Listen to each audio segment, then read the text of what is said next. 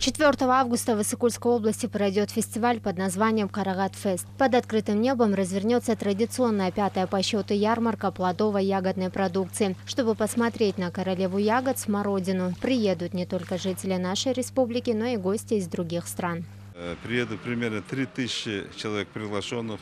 Здесь наши отечественные производители и заинтересованные лица, которые хотят его покупать и реализовывать. Еще будут за рубежа, наверное, гости, потому что это Карагат, очень черная смородина, очень ценная, витаминная культура. На ярмарке будет представлена не только сельскохозяйственная продукция, но и сельхозтехника. Пройдут встречи и мастер-классы по капельному орошению, созданию тепличного бизнеса и питомников. Также будет предоставлена информация о сортах ягод, которые были импортированы в рамках проекта «Карагат-фест».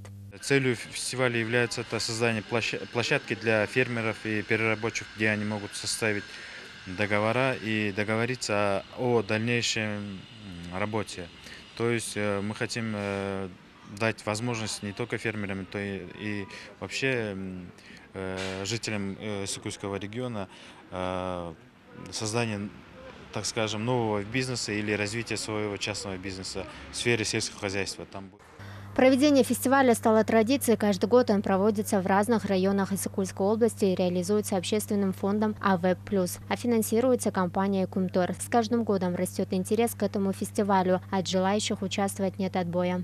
В то же время с Россией тоже есть у нас заинтересованные люди, которые хотят купить саженцы, новые сорта саженцев, именно ягодных культур, и хотят посадить именно в Иссык-Кульской области, да, делать свой бизнес. Но это говорит о том, что есть очень хороший спрос на наши ягоды и фрукты, именно иссык-кульские.